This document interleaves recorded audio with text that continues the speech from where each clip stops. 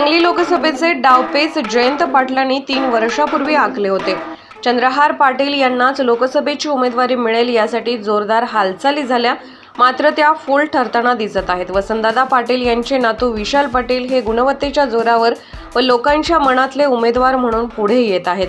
वसंतदादांची प्रतिकृती म्हणून विशाल पाटील यांच्याकडे पाहिले जाते। एक सुसंस्कृत व मुरब्बी राजकारणी तसेच उत्तम वक्ते म्हणून त्यांची छाप राजकीय पटलावर पडत आहे। भाजपला पराभूत करून काँग्रेसचा बालेकिल्ला पुन्हा काबीज करण्याची क्षमता त्यांच्याकडे असल्याचा विश्वास त्यांच्या समर्थकांच्यात आहे।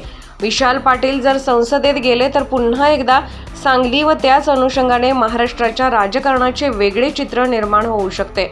वसंतदादांच्या काळात महाराष्ट्रातील विधानसभेचे तिकीट देण्याचे अधिकार वसंतदादांच्या माध्यमातून सांगलीकडे होते। तो काळ पुन्हा येऊ शकेल अशी आशा काँग्रेस कार्यकर्त्यांना आहे। विशाल पाटील यांच्या राजकारणातील यशाने जिल्ह्यातील राजकीय गणिते बदलणार असल्याने विरोधकांनी याचा धसका घेतला आहे। त्यामुळेच निवडणुकीपूर्वीच त्याचा पत्ता कट करण्याची खेळी सुरू होती। या खेळ्या उद्ध्वस्त करीत विशाल पाटील यांनी मैदानात थाटात प्रवेश केला।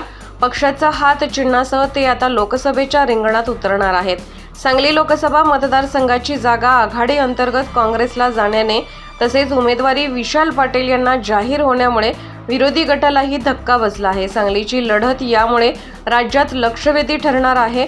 सांगलीला तर महाराष्ट्राची दिशा दाखवणारा जिल्हा बनवायचे असेल तर विशाल पाटलांपेक्षा कोणी दुसरा पर्याय नाही असा विश्वास सांगलीकर जनतेमध्ये दिसत आहे।